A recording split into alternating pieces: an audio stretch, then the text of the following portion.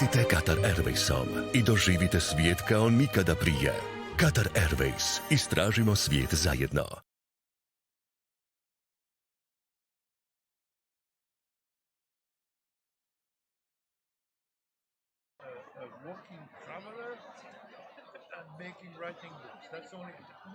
Dobro večer svima. Svima vama, dragi posjetitelji koji ste nam se pridružili ovdje na Tvrđavi Svetog Mihovila, zasigurno najljepšoj ljetnoj pozornici u Hrvatskoj, te svima vama koji nas pratite putem live streama na društvenim mrežama Croatian Travel Festivala. Croatian Travel Festival ove godine u Šibeniku se događa evo već 8. put.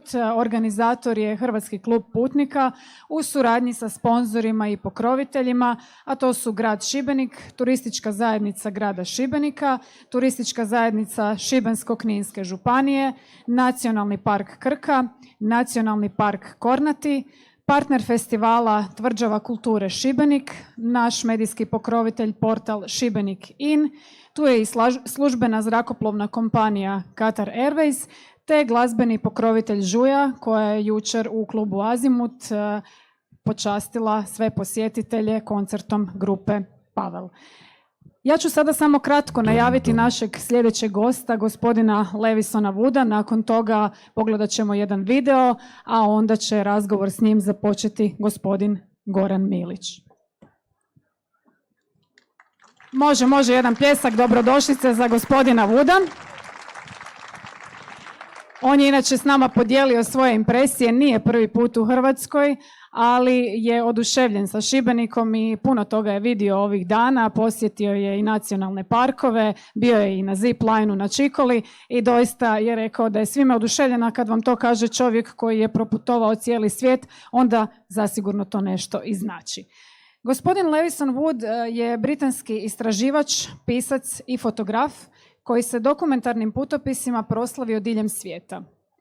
Kao novinar i reporter surađivao je s nekim od najrespektabilnijih svjetskih medija kao što su The Times, Telegraph, Financial Times, BBC, Discovery Channel, National Geographic i mnogi drugi. U ranijem razdoblju svoje karijere bio je časnik u britanskoj vojsci i to je iskustvo sigurno doprinijelo toj njegovoj odvažnosti da se usudi otići na brojne ekspedicije.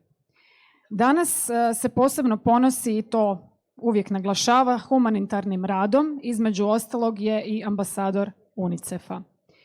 Gospodin Wood je i plodan pisac koji je knjige objavio na gotovo svim kontinentima.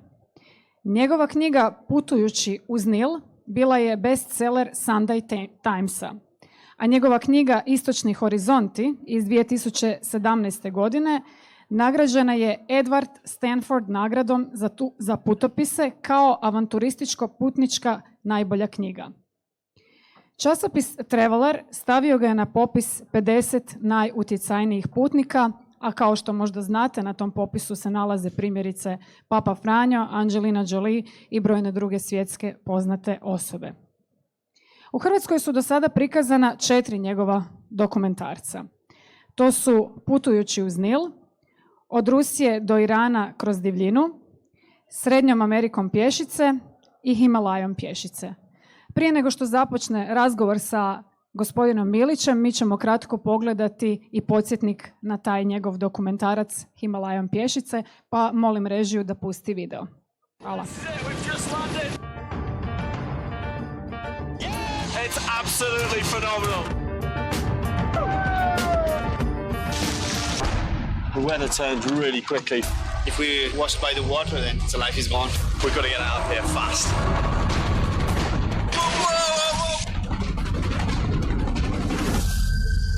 Watch Walking the Himalayas starts 5th August, Friday night at 9 on Discovery.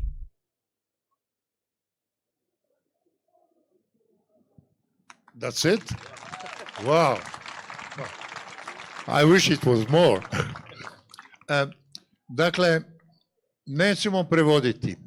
Mene veseli što je ovoliki broj ljudi tu da sluša izravno engleski. Ja kad sam bio mlad, kad sam bio godinama Levisona, koji je duplo mlađi od mene, moja vozačka dozvola je 18 godina starija od njega, onda, ja mislim u cijeloj Jugoslaviji nije bilo ovoliko ljudi koji su znali engleski. Ja sam bio jedan od njih i znao sam bolje od njih. Sad 5 milijuna ljudi iz tog prostora govori engleski i svi govore bolje od mene. Prema tome, ako nešto mucam, štucam i zbunim se, pomozite. All right, welcome Major James, Major Levison, Major Wood. So, you're really a major of the British Army, of the NATO Army, and you really fought against the Islamic State in Syria? Is that true? Some of that's true.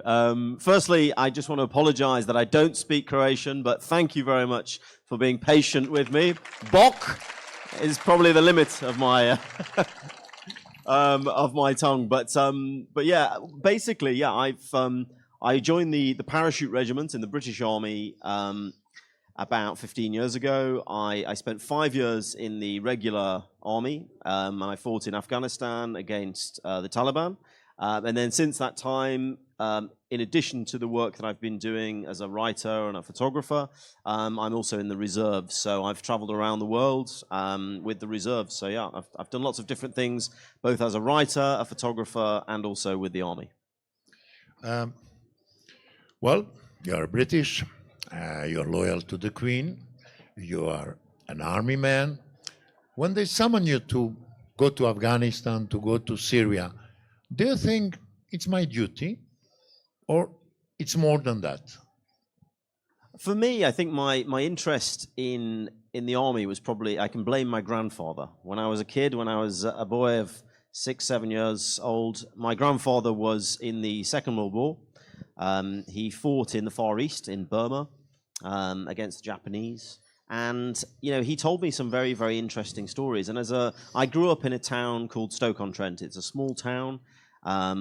As a child, there wasn't much going on there. So for him to tell me stories about India and Japan and the Far East, it kind of got my imagination going. So from a very young age, I knew that I wanted to do that, not necessarily as a full-time career, but certainly as a way of giving me the opportunity to travel.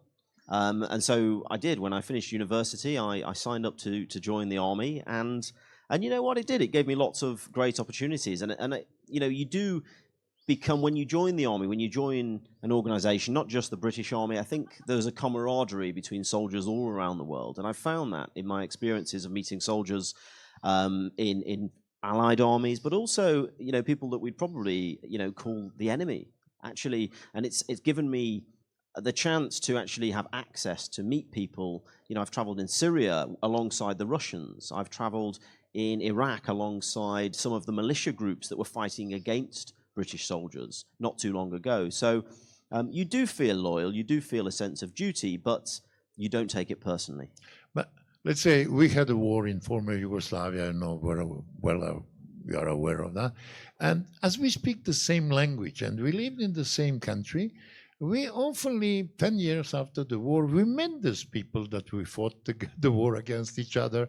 And, well, the feelings were mixed, but somehow we even spent vacations together. Did you have such an experience, or your enemies were enemies forever? No, I don't think so. I've been back to Afghanistan 4 or 5 times since leaving the army, and I've met people that were probably alongside the Taliban.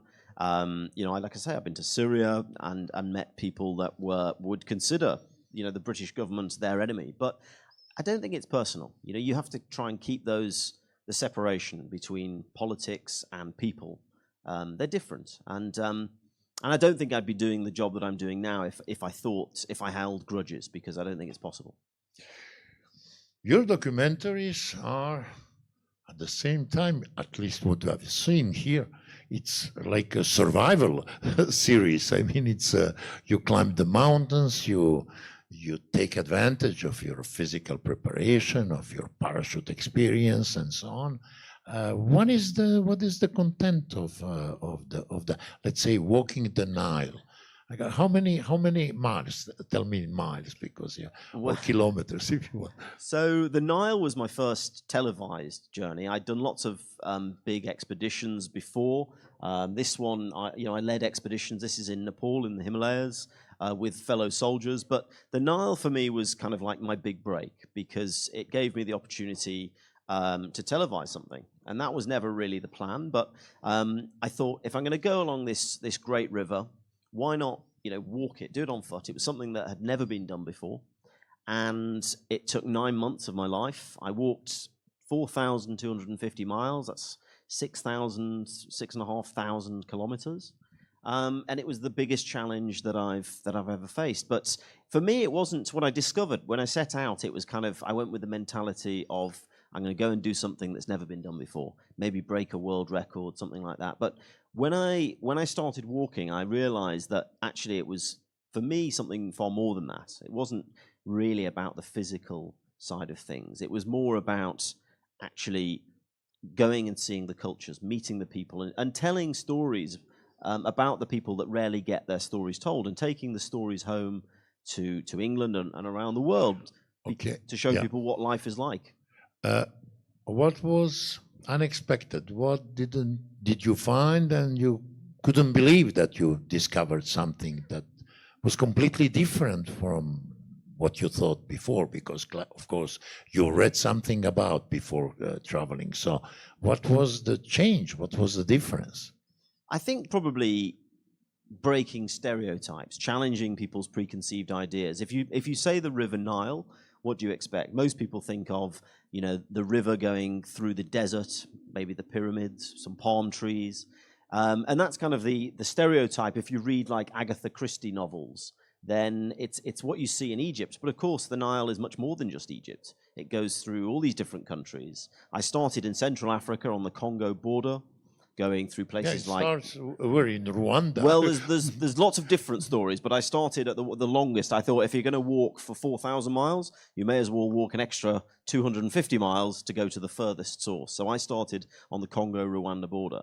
So I was going through jungles, through swamps, through deserts, the whole spectrum.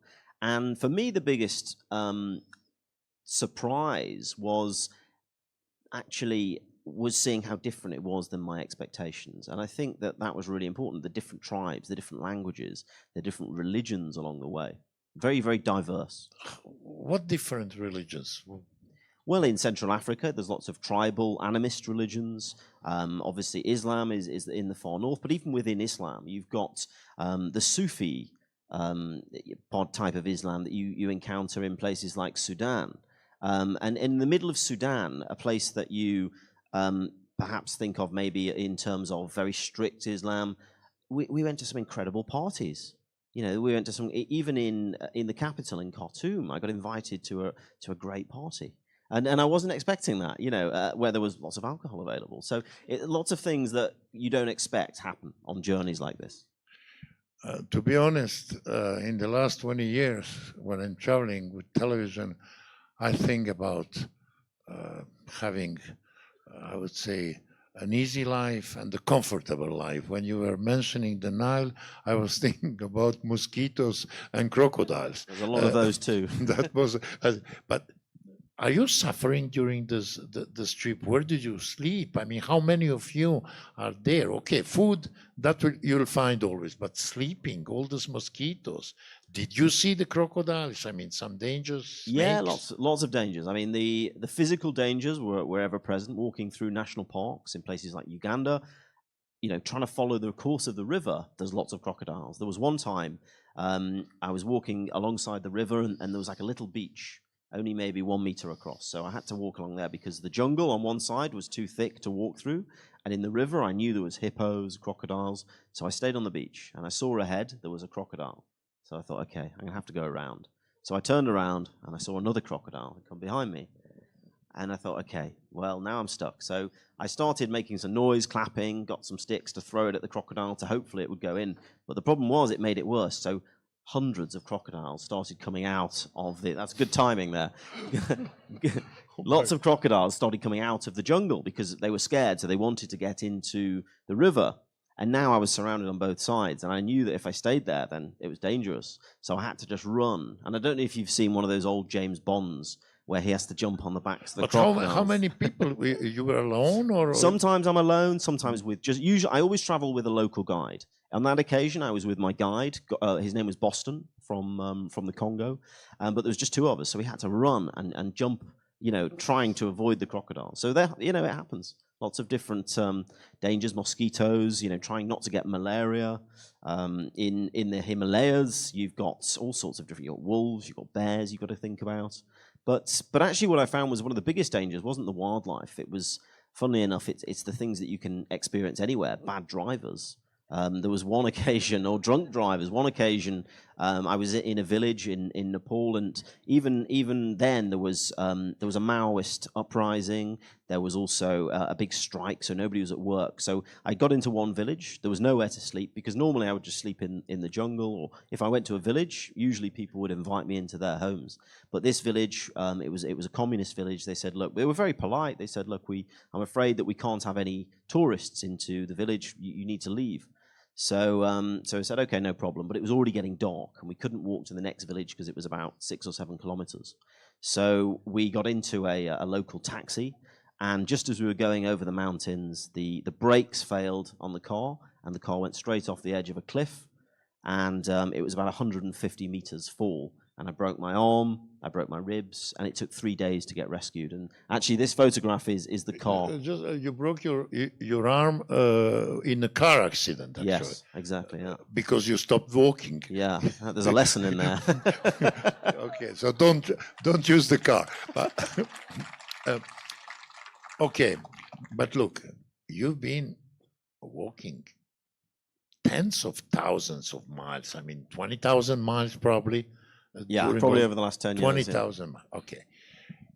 That was my car. That was my home. more than half of this 20,000 are on the supposedly enemy territory of people that hate the British, that hate NATO, that hate the Americans, and you are allies with the Americans. So, and it's easy to discover that you're a soldier, that they find you some documents and so. How did you survive? I mean, nobody ever attacked you, arrested you. I mean, I'm a very peaceful man, but they arrested me many times because of the camera, because I was asking questions. How didn't they arrest you? Well, initially, when I first started doing this 10 years ago, when I went to places that I thought they didn't like the British, I'd be very careful. I wouldn't tell them I was in the army. But if it's another soldier, if you come to a checkpoint, for example, police, army, whatever, they look at you and they might see your boots or your watch or your belt, and they can tell. They just know. They're like, are you a soldier? And if you lie, if you say no, then they look at your papers. This is me trying to blend in Afghanistan. That's me as a soldier. But what I found is actually that's more problematic. If you meet a soldier, even if he's from an enemy country, actually to say you're a soldier, they have more respect, and there's then a camaraderie. There's like a brotherhood between you, and actually, I found that's given me great access. Even like I said in Syria, I had to go for an interview with President Assad's secret police. They said, "Okay, if you want a visa, I need to interview you," and they sat me down, and these guys, they were wearing leather jackets and the glasses, and they looked like spies, they said, "Look. Okay, we're going to let you in." I said, that was easy. And I said, what? Why? They said, well, we've checked your papers, we've researched you on the internet, and we know that you're a soldier. I thought, okay, well, I hadn't told them that. But they said, that's the reason we're going to let you in, because you're not going to lie. You're not going to go in there with an agenda. You're not going to do what a lot of, sadly, there's a lot of agenda-driven media these days, and I found that actually by going as a soldier, people kind of trust you more. So I found it really helpful. And I've got one story when I was in Syria. I was in the middle of the desert. We were leaving ISIS territory, going back to Damascus, and our car was running out of fuel. So we stopped at a service station, and it was in the middle. It was a very dangerous area because the road was on the left-hand side of the road was government-controlled. On the right-hand side of the road was ISIS territory. and the petrol station we stopped. And I went in and I was asking for a coffee whilst we waited for the car to refuel. And then this coach arrived, bus arrived, and all these guys got off. And they weren't wearing uniforms, they were wearing black headbands. They all had long hair, big beards, AK-47s, machine guns. They had rocket launchers. I thought, oh shit, oh dear, this is not good, you know? And they came in, and my Arabic, my languages are not very good, so my Arabic was kind of, you know, salam alaikum, that's it. So I kind of went to the side and tried to hide. And one of these young guys, he was like 18, came in and said salam alaikum, because I had a good beard, so I thought I can pass as a local maybe. And he started talking at me in Arabic, and I sort of, okay, he said, in perfect English, he said, so where are you from? I thought, there's no point in lying. I said, I'm from England. He said, oh, I love England. I thought, oh dear, maybe he's one of these English guys, you know, that's gone to fight in Syria with ISIS. So I thought, okay, I'll be polite and ask him the question. I said, where are you from? He said, he looked at me and said, we're ISIS. I thought, oh dear. And just as my face went white, my trousers went another color, and then he started laughing and said, no, I'm only joking. We're Hezbollah.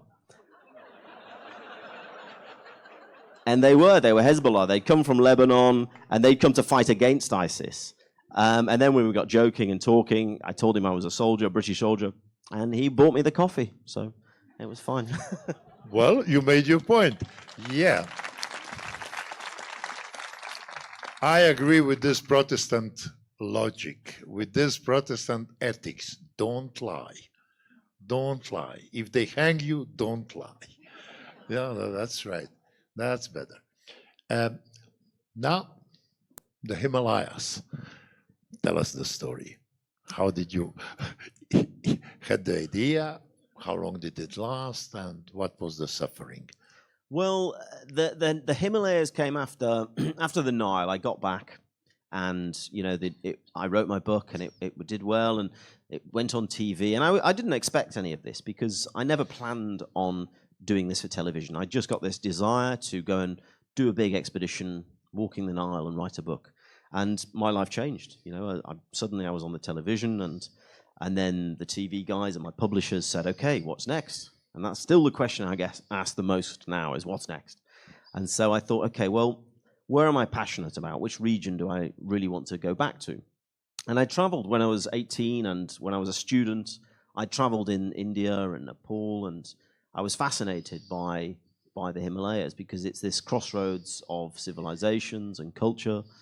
And so I thought, why not go and really explore the cultures of this great mountain range? Because I wasn't so much interested in mountaineering. I've done some mountaineering with the army, but it wasn't climbing mountains that really interested me. It was the history and the culture. And obviously, Britain has a big legacy in the Himalayas with the colonialism in India, and also, you know, what we call the Great Game, the fight in the 19th century between Britain and Russia over this big area of unknown, what was then unknown. So I thought, let's go there. And because I'd served in Afghanistan and I traveled in Afghanistan, I thought I'm going to start in the Hindu Kush Mountains in the western edge of the Himalayas and walk all the way to the Tibetan border in Bhutan. So this was a journey. It took me 6 months, nearly 6 months. It was about 2,500 miles, I think. And yeah, another big journey. I went through eastern Afghanistan, I went through Pakistan, through India, through Nepal, and finished in Bhutan. And I have to say, it was one of those beautiful regions, you know, anywhere in the world. You know, and people ask me, what's my favorite country? And it's very difficult. I've been very lucky to travel in over 100 countries. But if people really ask me so many times, I have to answer the question. I usually say Nepal, because where else can you get views like this? Magical place. And the people are incredibly friendly. I think there's something very special about people that live in the mountains, because the hardship of living in the mountains, until very recently, where there was no electricity, no water to get, you have to go all the way down to the bottom. I think it creates this mentality of very stoic, very resilient people, and also very hospitable people. Wherever you go in the Himalayas, people welcome you into their homes. This picture here is from, these are Gujar nomads in Kashmir. And before the partition of India, their tribe could travel all across Pakistan, across India. They'd take their goats and their yaks, and they'd walk, like I was, for hundreds of miles to go and find different places to put their animals. Now they can't move so much, so they only just go up and down the mountain. They spend 6 months in the high areas and then 6 months in the lowlands. And I remember just, I'd been walking for days and not seen any villages, just in the complete wilderness. And then I met a few of these guys. The old man with the white beard, he just living in this stone house with all of his children. And when he saw me, he said, "Come into my house." And I went in, he made me a cup of tea, and, I asked him, what I was interested in is the change, because I said, he told me his story about how for hundreds of years, all of the generations that he could remember, they'd always been nomads. They'd never had, the only jobs they'd ever done was shepherds, basically. So I said, "What about your children? Is this something that your children want to do?" And he said, "Well, go and ask them. They'll speak good English." So I did. And all these kids, they went to a school for 6 months when they were down, and they learnt some basic English, and they had some... Would the dream of this father be that these kids end up in London and make their life there? Well, that's what I said. I said to one of these kids, I said, "What do you want to do?" And he said, "No, I want to work in IT. I want to be a computer technician." He'd never even seen a computer, but that's the mentality. It's like things are very changing a lot. So that's what I found the most interesting. So the kids want to go to study, to go to London. Exactly. Because in my country, people generally say, "Don't leave, stay in the mountain, don't leave ever, don't go to Ireland, don't go to London." This is curious. No, well, that's what he said. He wanted his children. It's a political issue. Yeah. But it goes across countries. I mean, he wanted for his children, or at least some of them, to carry on this tradition, but the kids were not interested.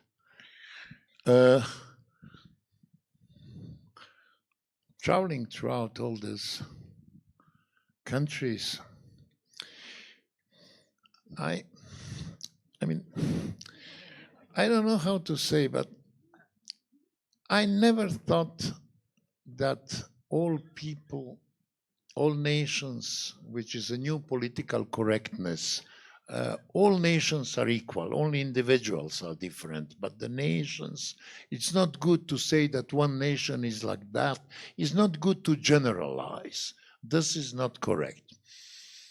Definitely the British are different than Japanese, and Croats are different from Norwegians. So, did you think about these mentalities, different ethics? And what are the nations that you find amazing? I just said before, you came the story of Japanese women married to Croats, and how they are delighted with that because they discover a completely different approach. They feel free, which I never believed that somebody will feel free with Croats. I mean, this is not normal thing. But did you notice these differences in mentalities? You've been to Mexico also. The difference, let's say, between Mexicans who are poor but materialistic, and Indians from India that are poor but not materialistic, or I think it's a very interesting point. I think the mentality is something that I find absolutely fascinating. You talk firstly about British and Japanese. I think that's a really interesting one because we live on completely different sides of the world. The culture is very different. The religion's very different. The language is completely different. I'd never been to Japan until last year. My grandfather went to Japan. He was on the first boat into Japan after they dropped the atomic bomb. So he was part of the occupying force. And I remember his stories, which I mentioned before. So I'd always wanted to visit Japan. And last year I had the opportunity with the British Army. They were doing the first ever joint British-Japanese exercise on Japanese soil. And I thought, I've got to get onto this. So I did. I managed to phone up my boss in the army, and he said, "Okay, well, you've got a good reason to go along." So I went along to Japan. We went to Tokyo, we went to Mount Fuji, and I have to say, I thought it was quite weird. very strange. For me, I've traveled in lots of different places, but the mentality I thought was incredibly different. And I spent 2 weeks there, and we were training alongside the Japanese soldiers. None of them spoke any English. It was very different the way they operated until the final day, because the Japanese, we Brits, we like to think of ourselves as very polite. But I know that, from your experience of British stag parties coming to your cities, you probably think something different. Now, when we met the Japanese, they're very polite. They bow, they say thank you for everything, and they always let you go first. And this is all the soldiers. And the soldiers are not normally like that. They're quite, masculine and not very polite. And on the last day, we had a exchanging of gifts ceremony, which the Japanese had organized. So basically, once the exercise was finished, there was a parade, lots of marching around, and then they gave us like a plaque to put on the wall in the barracks. We gave them a plaque, and then afterwards, the alcohol came out. Now they drink this whatever it's called. What's it called? Raki, is it the sake? That's the one, and it tastes awful. But they started drinking this, and we were polite. We joined in, and within like 2 hours, usually it's the Brits that are getting drunk. The Japanese, they have their tops off. They were dancing on the tables, and everyone was friends. So actually, the mentality morphed together, and I think alcohol does a very good way of doing that, doesn't it? So I think on the surface, there's lots of different mentalities. You're right about Mexico. I was in Mexico recently. I've been to Mexico quite a few times. I've got some very good friends there. And yeah, if you meet the middle class of Mexicans, they kind of live in this, like you say, I wouldn't say necessarily poverty, but they certainly aspire. There's lots of aspirations. They want the nice cars. They want to have good TVs. And even the really poor Mexicans, they'll live in a hut, a wooden hut, but they will have a big TV. And if they can afford it, they will, they'll all have smartphones. They'll all have iPads and things like that, because for them it's an aspiration. But whereas someone like India, like you mentioned, it's more of an ascetic mentality where poverty, or at least anti-materialism, is something to be aspired to. And you get these people, the sadhus, who are like these wandering monks who just walk around basically almost naked, because for them it's getting rid of material possessions gives them freedom. And I think there's something to be learned from different cultures wherever you go. And that's what I find the most enjoyable part of my job, is going to different cultures and seeing perhaps what we can learn from them. Food. Do you have anything in your life that is disgusting for you, that you would never try? Grasshoppers, dogs, snakes. Did you experience? I mean, I ate everything, to be honest, everything. And the worst thing that I was hesitating, should I or not, was precisely in Mexico.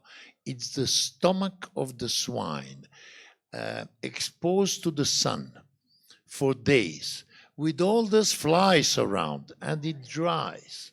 And you can, like a chips, you break it, and it's salted.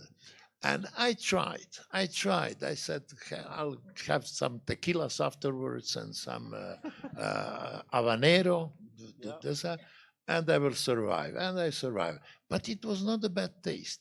Did you try all the street food in the world? I've tried lots of food that I didn't like. In Japan, I didn't like sea urchin, uni. It's not very nice. In Sudan, they really like, they love goat. Now you can get the normal goat meat, you can get the dried goat meat, you can get goat liver. That was quite nice. But they also, they eat the offal, the colon, the intestines of the goat, which is not nice. But the worst bit is the delicacy. And I went into this tribe, they invited me into their home, and they said, okay, well, you're the special guest, so you get the best bits. So they gave me the goat's brains, the goat's eyeballs, which I tried. I tried the goat's brains. I tried the goat's eyeballs. Not bad. I mean, the brains are okay. Compared to the English food, everything is well, good. Exactly.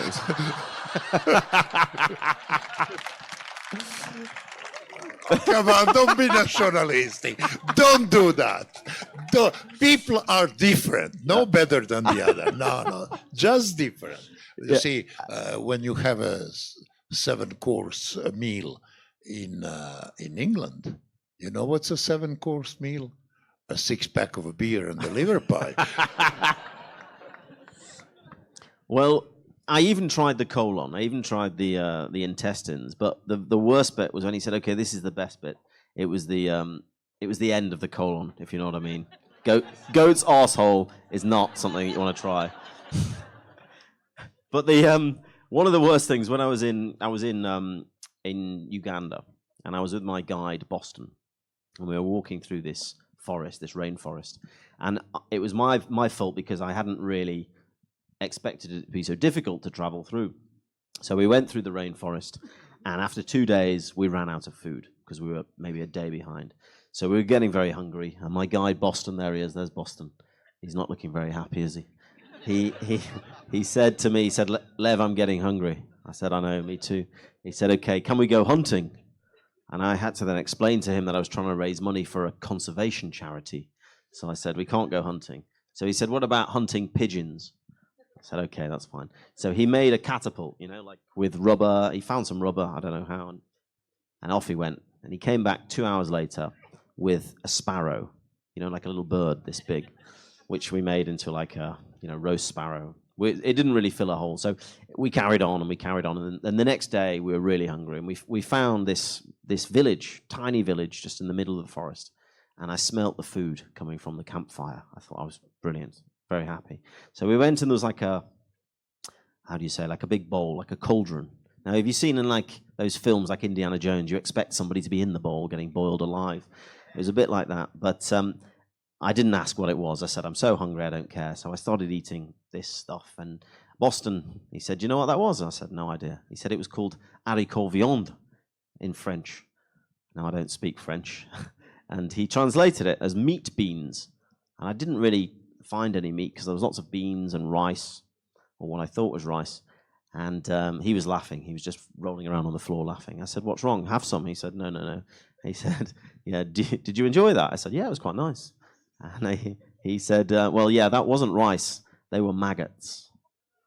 Maggots, the things that flies come from, yeah. And they use it. They let the beans go rotten on purpose so that the maggots grow and there's more protein.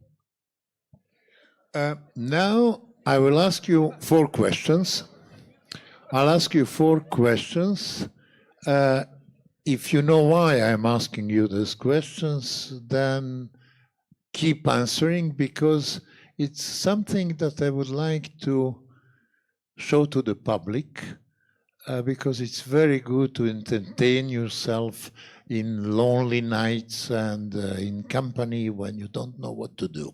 So, please, what is your favorite domestic animal? Can be a pet or whatever, domestic animal, and why? My favorite domestic animal. You know what? I love dogs. I think all Englishmen love dogs. I don't have a dog. I want a dog, but I'm traveling too much. Why do you like dogs? Why do I like? Well, they're loyal. They're friendly. They keep you company, keep you warm at night. Very well. What is your favorite wild animal? My favorite wild animal, I'm going to go with a lion. I like lions as well. Lion? My name, Lev. Lev means lion. All right.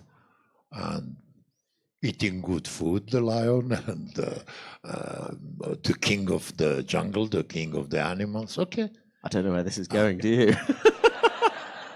And now we discussed, but what is food for you? What is food? Is it a necessity, or you like to eat, or you enjoy food? Well, I like to enjoy food. Yeah. I mean, I've had some great meals here in Croatia. Yeah, I enjoy it. I enjoy like the difference. And when you have your food, you like one kind of favorite food? No. I like a variety. Many different food, many. You try new ones and so on. Yeah. And the last question is, what means a sea for you? The sea, the ocean, the sea. What is your thought when you think of the sea? The sea. Well, I'm not much of a sailor. I get very seasick. Mm-hmm. So I'm the kind of guy that will, go for a little swim on the beach. and then You don't go far, no? Not too far. I don't like sharks. No, my grandfather made me watch Jaws when I was 10. You know the film, the movie Jaws. Are you afraid of the sea? I don't like not knowing what's down there. So you, okay. Now, this is a test started with Freud and then developed by other psychoanalysts. The 4 questions are,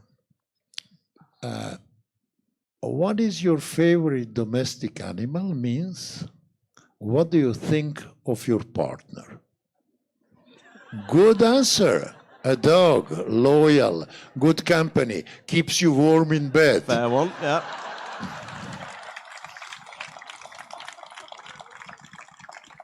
The second, favorite wild animal. Excellent answer. A lion. What do you think of yourself? Congratulations. The third one is food, various food, enjoy food, differences. What do you think about sex? And the last one about the sea and the oceans, hesitation, sharks, calculating. What do you think of life? Oh dear. Good test, eh? It's very good to play that, I mean, to have that in company, 7, 8 people. You sit in the restaurant and then you elaborate, I like food. Let's say a woman who says, I like to change food every day.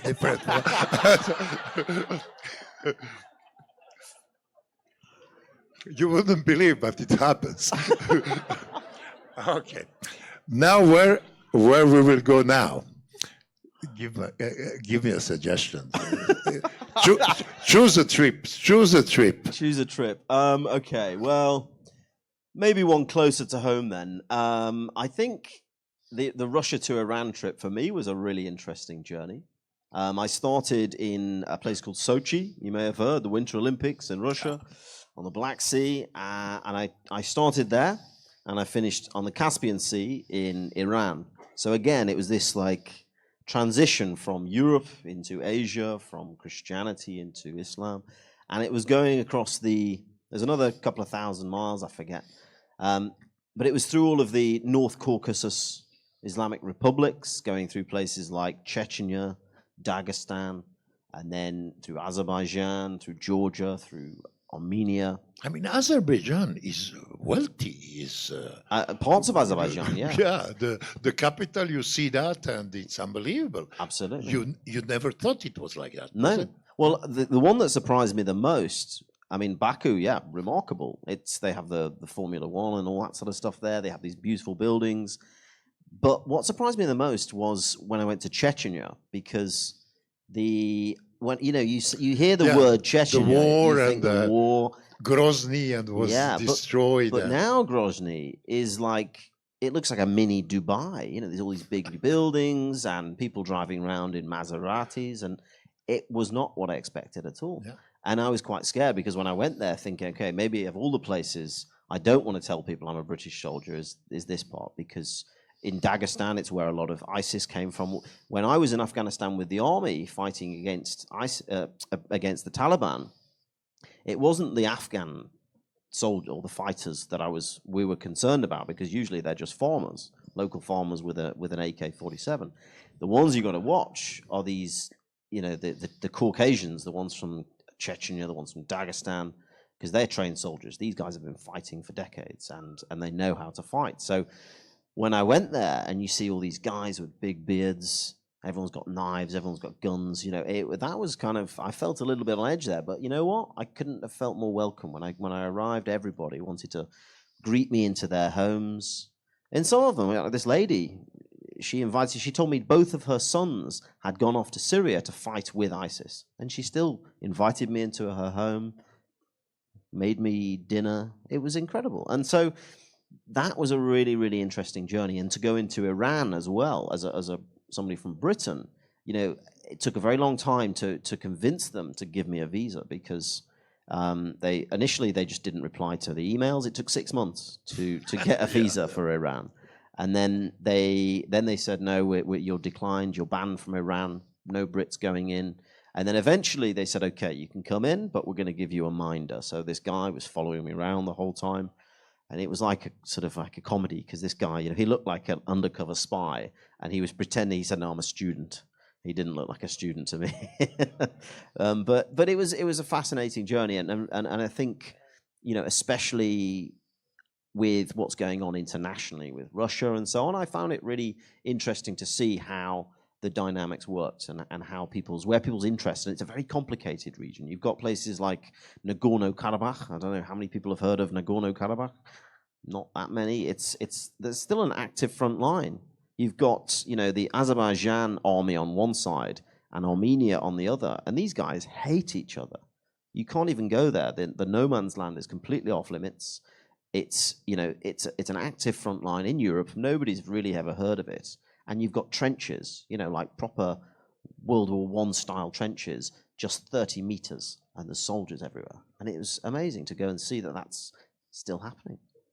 And when you were walking on the Arabian Peninsula, in Yemen, in Saudi Arabia, you really didn't have any inconvenience, any problem. I mean, a British citizen who probably had a whiskey in his life or has a cigar. I mean, is it normal to walk through the desert in Saudi Arabia? It's not normal. But no, so that was the last journey I did. That was recently from September 2017 until last spring. I spent 5 months basically traveling from Syria, from northeastern Syria, through Iraq, around the Gulf, through Oman, into Yemen, and then all the way around through Saudi Arabia, all the way up to Lebanon. And that was, for me, the most fascinating journey. And that's actually coming soon on Croatian TV. It's going out soon, hopefully, fingers crossed. And that was a journey for me that represented the ultimate challenge, because it's a very difficult place to get access to. A lot of the countries, they don't like British people, especially places like Iraq, Syria. Yemen, I was desperate to go to. I'd always wanted to go to Yemen, but they just don't let. When I was there was no foreigners allowed at all. Even the UN, the Red Cross, everybody had been kicked out. So the only way to get in, because I knew that if I didn't go in, it would be an incomplete journey. Now, I didn't want to go just to say that I'd been. I thought it was just, there's a really important story to be told. And even journalists had been thrown out.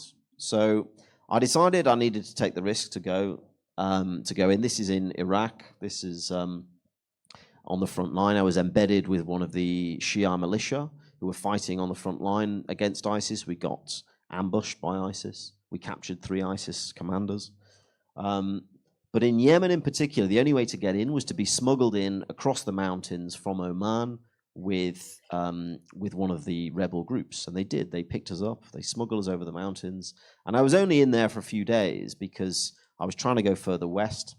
But basically, the Saudis who were in contact with the rebels, even the leaders, they were all speaking. They sent a message to the tribal chief who was looking after us. And he said, okay, we've been told by the spies that if they look after me, if they host me anymore, they're going to drone strike my hotel. So I had to leave. You fought the war in Afghanistan, you've been in Iran, Iraq, and all these places. Look, I've been a program director of Al Jazeera for 5 years. I never understood the difference between Shia and Sunnis. Did they teach you there? I don't think they know the difference between Shia and Sunnis, to be honest, a lot of the time. It's a very, very complicated. And there's so many different groups and affiliations within that very complex breakdown within the religion. And even, you've got the Sufis within the different sects. You've got within Sunni Islam, there's the more hardliners. You've got the Wahhabis and the Salafi style, and then you've got the more moderates. And then you go to somewhere like Syria, which is so complicated that nobody understands it. There was 2,000 armed groups in Syria when I was there. There was, most of Syria was secular. Most people don't care about religion. It's really not there at the top of their priorities. But then you've got these small groups funded by all sorts of different people, that just makes it a mess. And I think that's the problem when you bring, politics and religion together, then it causes problems. Most people don't care. That's what I found, is that actually, even in that region, most people would rather just get on with their lives and not really worry about it. Okay, folks, show your imagination. You didn't ask questions when I was explaining about Cuba, but please, here we have a real star. Show your knowledge, ask him some questions, please. Please, don't be shy. Come on, first row. Yes, lady there. See?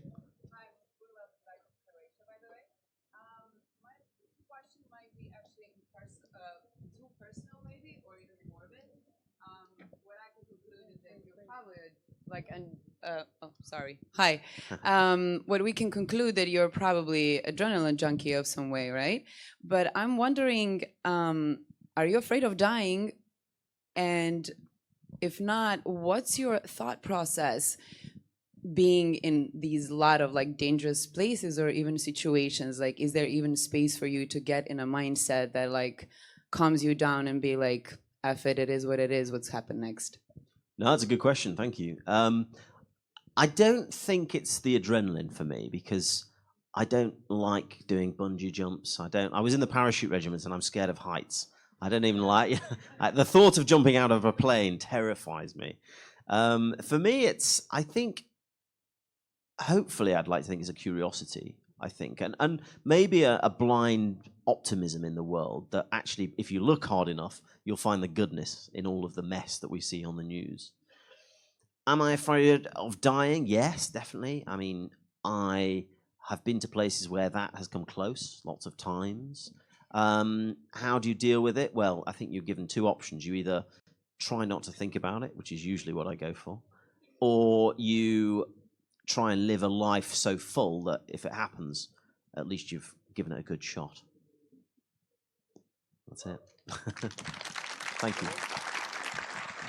Yeah, but one reason could be also that if it's not dangerous, it's less attractive to the public. So nobody will watch you, young person, drinking coffee in, I don't know, in Baghdad, and watch that on TV.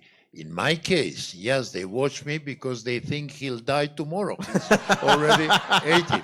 So my future is to keep going until 90 and be the hero for the old people, while you must be in danger every 5 minutes. That's true. Otherwise, who's going to read the bestsellers? Okay, next. That was a good English. Yes, lady on the front there. Wait for the mic. Sorry. I would like to know, what did you think of your psychoanalysis What? that Goran Milić asked you? I thought it was true? Very insightful. I wouldn't like to say if it's true or false, but it's. I think it's very clever. I'm going to use that myself, I think. Next. Yes, gentleman in the middle there. Mike. Did you get a gun with yourself? Did I have a gun? No, actually. Any cold weapon? No, I... Pepper spray?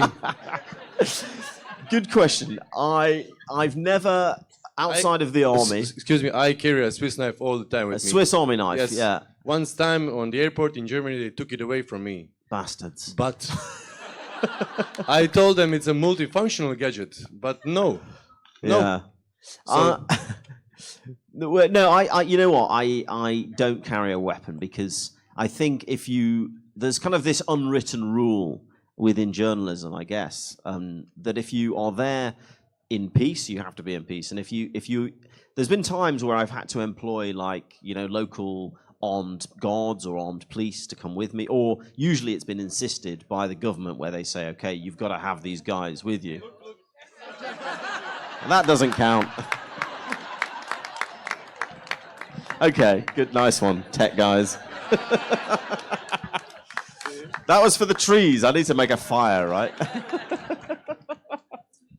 Protestants. Okay, there we go. Next.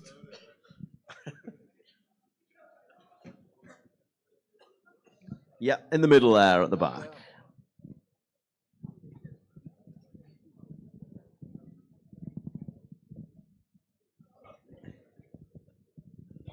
Good evening. You said that you always have a guide with you. Yes? Do you have always guide with you? And if you have, isn't that even more interesting to discover things by yourself? That's the first question. So I find it really useful to have a guide, because it's not really a guide, because actually for all of my journeys, the guide had never been to any of the places. So not much of a guide, but usually somebody who speaks the language, so more of a translator, somebody who understands the culture, and most importantly, somebody who's a good walking companion, because I could go on my own and it would be fine, I'm sure. But actually to have somebody who can tell you their story, and finding guides, I don't usually go with people that you can find on the internet, not like tour. I wouldn't go to a tour operator and say, okay, who's your guide? Not because they're not good and don't know their stuff, but because I like the rogues. You know, most of my guides are like people who've been in prison, people who've been in trouble, people who've like run away from their home country.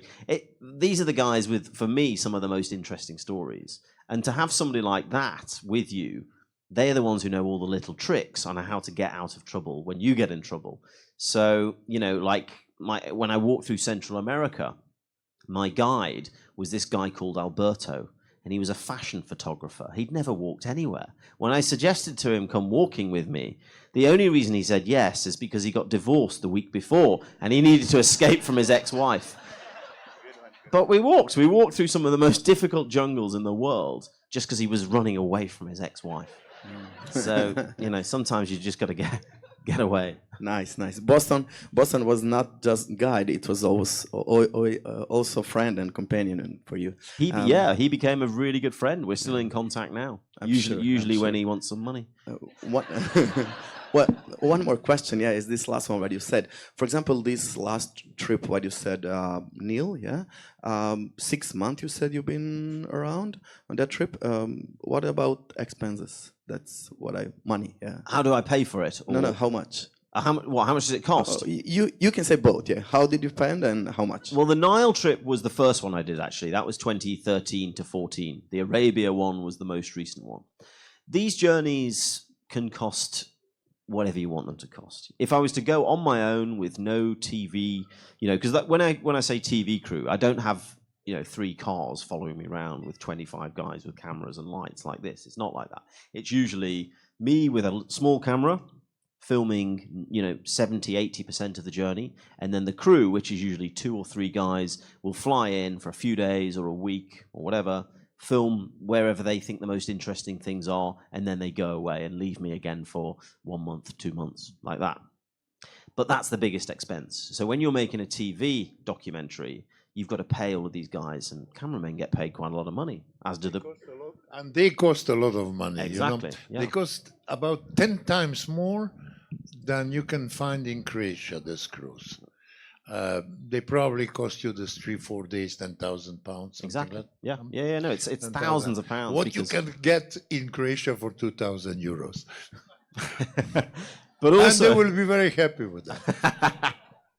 But also, the TV, the editing, all of the post-production, these things cost, months, 6 months, 7 months of editing. You've got to pay like 8 guys to edit and make all of my, my little walk. They've got to make it look good on TV. And what you see on TV is 4 hours or 5 hours. Well, actually, we've got like 1,000 hours of footage. Stuff that happens behind the scenes, really good stuff, funny stuff, that just doesn't fit with the story, so you don't get it. I mean, on the Himalayas journey, I met the Dalai Lama. He didn't even make the cut. He got cut out. Poor guy. But like, it goes to show the amount of stuff that we get that doesn't make it. So they do cost a lot of money. I don't, off the top of my head, I couldn't tell you a figure because I don't do the accounts. I'm not very good with numbers. How did you pay it? It was second question. What, on the something. ground? Okay, Yeah. so I'll tell you a trick. What I do, this is probably giving away my secret, but obviously if you're in the middle of Rwanda or in the middle of Afghanistan, there's not an ATM, okay? So you got to carry cash. Yeah, they don't take credit cards. No, they don't. No. They don't even take travelers' checks in Iran, honestly. So you got to carry cash. Now, obviously, the US dollar is the best thing to carry because you can carry 100s. But if you carry it in your wallet, you know, if you get robbed or if you lose it, then that's it. So you got to hide it somewhere. So what I used to do is take, like, if you can get like $300 or $400, put them together, and then, you know, like a laminator machine. You know, when you're like back in the 90s and you needed to make a fake ID to get alcohol, right? We did anyway in England. And we had to like basically get a laminator machine, the plastic sheets that you heat seal, one of those. So basically get the money, put it in a laminator, heat seal it together. That makes it waterproof. And then you put that underneath the insole in your boots so that, you know, if you get stopped, even if they open your boots, they can't see it. So that's where I would hide my money. Yeah. And the philosophy of the Arabs, the wealthy Arabs, step on the money, step strong on the money, because then the money makes you bigger, higher. If the money comes to your head, it puts you down. But if you step on the money, you go high, yes. So put it in the boots. Novac te diže kad ga gaziš, a kad ti udari u glavu, onda te spušta. I'm tired. I need a drink. I'm old. Vlatka. The mic is yours. Ja sam ovdje da se zahvalim i gospodinu Goranu Miliću i gospodinu Levisonu Woodu, isto tako našem partneru Tvrđavi kulture Šibenik, što nas je ugostila, evo, po prvi puta ove godine, 8. izdanje Croatian Travel Festivala, se popelo na ovu najljepšu ljetnu pozornicu u Hrvatskoj. Nadajmo se da smo im dovoljno dragi da će nas pozvati i idućih godina. Mi ćemo se potruditi da idućih godina imamo ovako krasne goste kao što je bio gospodin Levison Wood. Još jednom ga pozdravimo pljeskom. Vi, gospodine Miliću, uopće ne izgledate umorno, ali razumijemo da je red da se i nazdravi ovom našem lijepom druženju koje ovdje u Šibeniku traje već 6 dana. Sutra je zadnji dan Croatian Travel Festivala. Evo, vidim, ovdje su se već i vizitke razmijenile, možda i neki dokumentarac zajednički u budućnosti. Hvala još jednom svima vama. Ostanite uz nas i sutra. Imat ćemo ponovno program od jutra na Croatian Travel Festivalu. Doviđenja iz Šibenika. Thank you very much.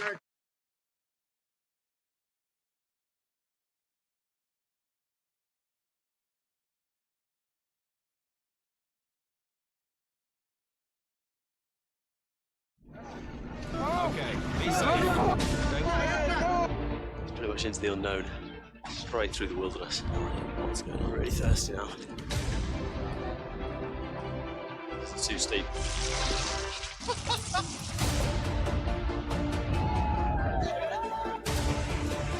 It doesn't really get any closer than that, does it? This is brutal. This is hardcore. The whole country seems to be having a bit of a party. This is absolutely incredible.